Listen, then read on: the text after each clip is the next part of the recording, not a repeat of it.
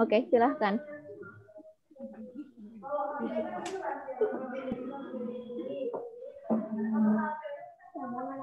Baiklah, saya akan memulai. Udah? Silahkan. Perkembangan agama Islam di Pulau Sumatera. Tempat mula-mula dari daerah ini menyebar ke daerah-daerah Sumatera lainnya. Pada umumnya, di dalam buku-buku sejarah menyatakan bahwa Islam masuk ke Pulau Sumatera bermulai dari daerah Pasai, Aceh Utara. Nah, orang yang menyebarkan agama Islam di Pasai atau Aceh Utara ialah seorang mubalik dari Arab, yaitu Abdullah Arif. Beliau melakukan penyebaran agama Islam di daerah ini dengan teknik berdagang sekaligus berdakwah. Dengan kesopanan dan keramahan yang dimiliki oleh Abdullah Arif, hal inilah yang menyebabkan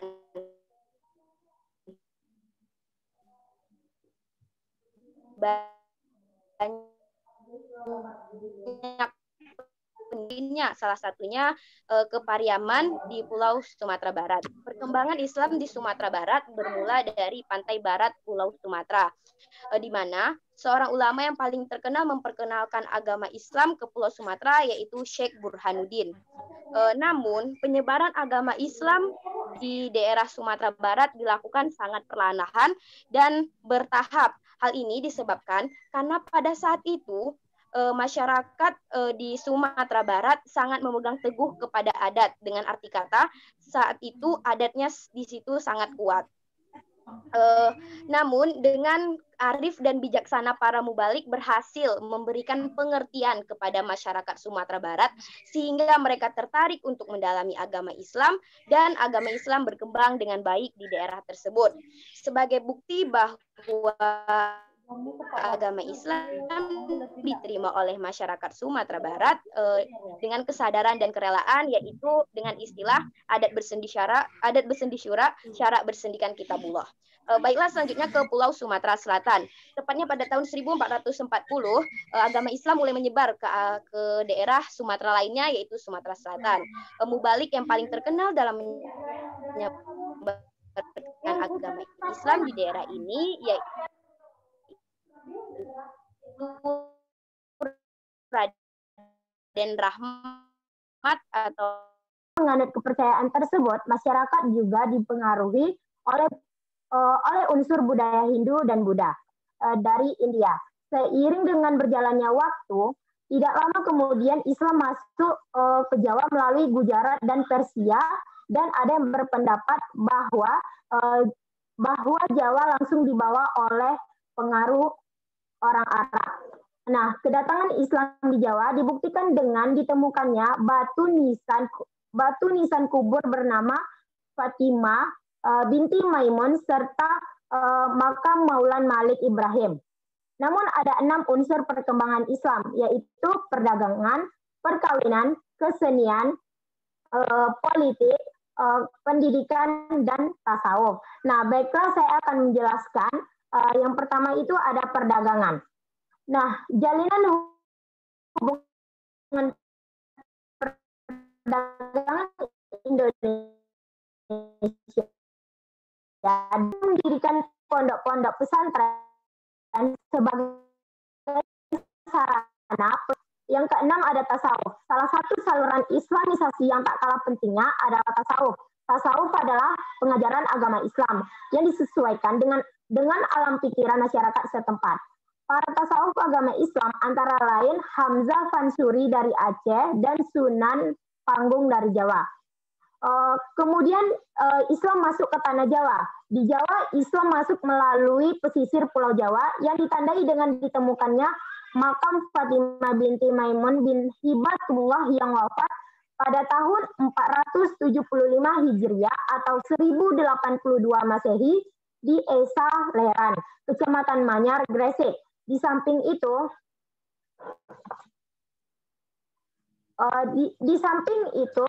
di Gresik juga ditemukan makam Maulana Malik Ibrahim dari Kasyan, satu tempat di Persia, yang meninggal pada tahun 822 Hijriah atau 1419 Masehi.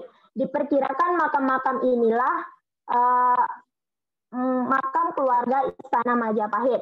Selain berdakwah melalui wayang, Sunan Kalijaga sangatlah kreatif dalam bidang seni dan budayanya. Beliau merupakan pencipta lagu ilir-ilir yang sampai sekarang masih kita kenal.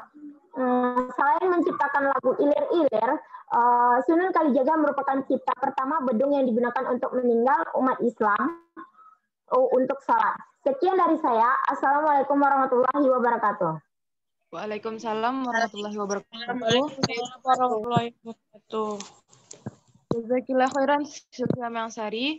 Selanjutnya Pulau Sulawesi akan diterangkan oleh Fitri. Kepada Fitri, persilakan.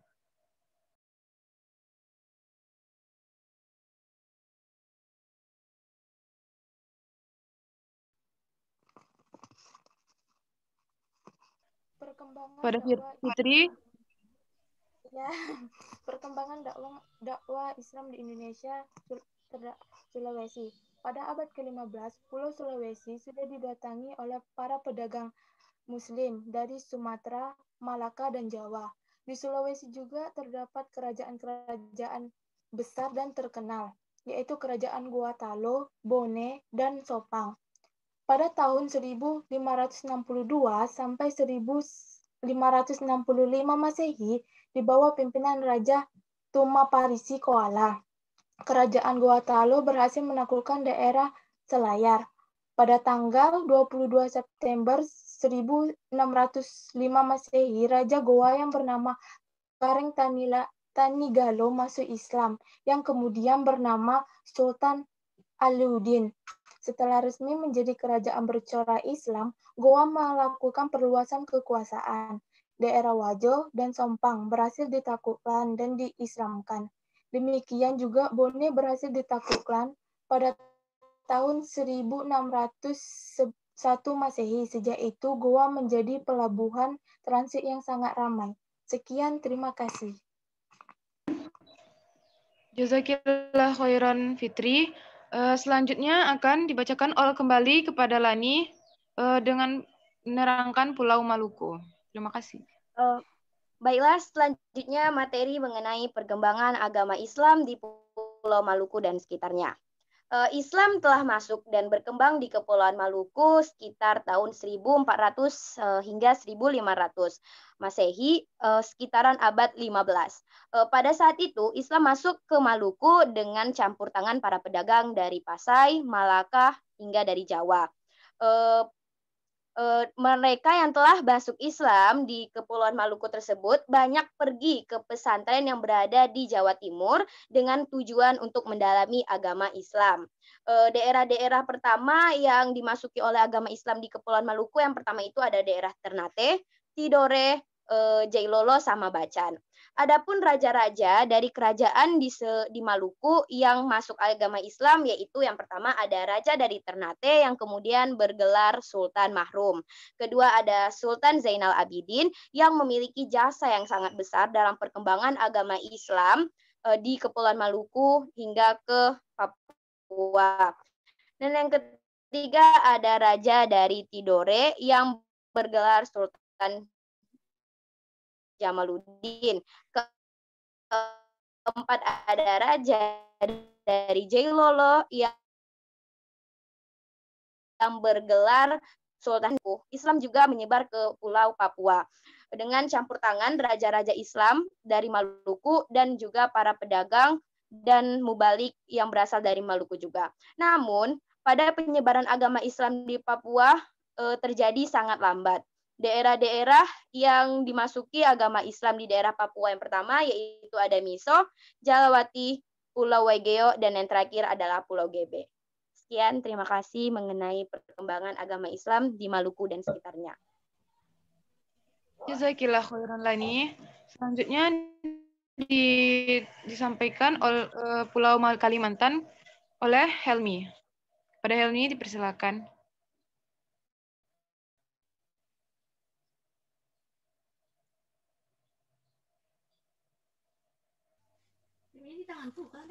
Baiklah.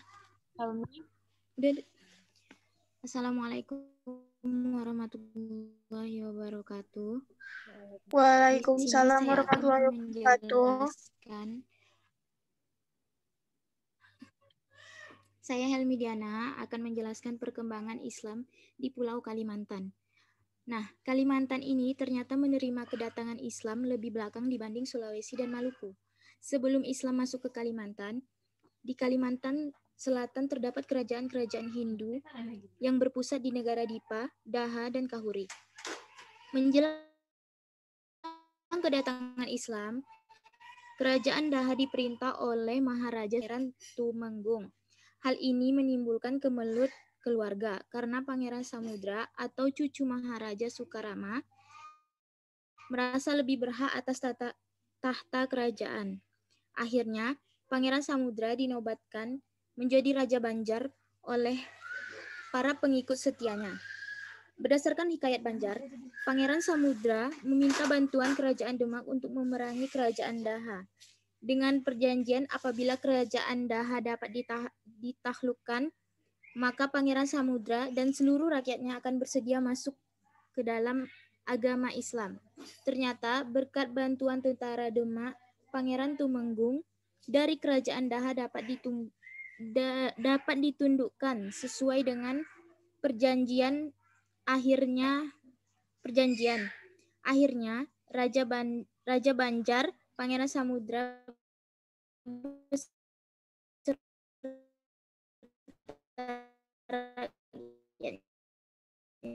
Sesi pertanyaan. Bagi teman-teman yang kurang mengerti atau ada yang mau dipertanyakan kepada pemateri hari ini, silakan dipertanyakan.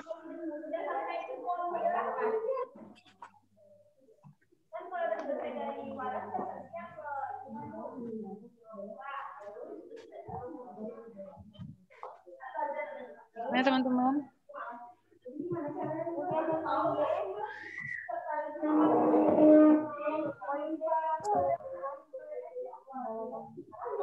Oke, ada yang nanya? Kalau nggak ada yang nanya, saya lagi yang nanya. Bu. Iya, saya yang nanya. Nanyanya pertanyaan untuk semua ya, bukan untuk pemateri aja. Karena audiens yang lain pasti udah paham kalau nggak ada nanya.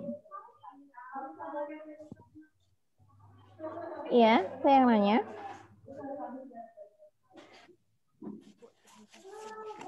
Silakan, Bu. Hah?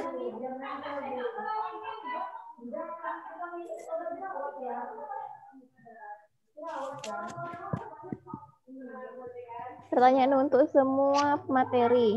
Ini kan di Indonesia dari semua pulau-pulau yang disebutkan Hindia Sumatera, Sulawesi, Maluku, Kalimantan, mana persentase terbanyak yang menyumbangkan bahasanya persentase terbanyak yang masuk Islam gitu dari semua pulau-pulau itu menurut semua materi ya. Jadi kalian gantian buat ini. Itu bisa dilihat dari cara mereka ini ya, dari kayak mana mereka buat pesantrennya atau bagaimana pendidikannya, bagaimana penyebarannya itu dari semua pulau-pulau yang kalian jelaskan tadi, itu mana yang memiliki persentase terbanyak. Bu, kepada pemateri, Bu, ini dicatat dulu atau jawab langsung? Catat boleh, jawab langsung juga boleh. Ini untuk semuanya sebenarnya, nanti pertanyaan saya ini langsung jadi semuanya.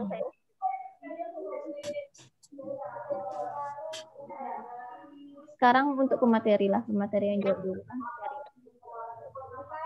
Banyak, Bu, banyak persentase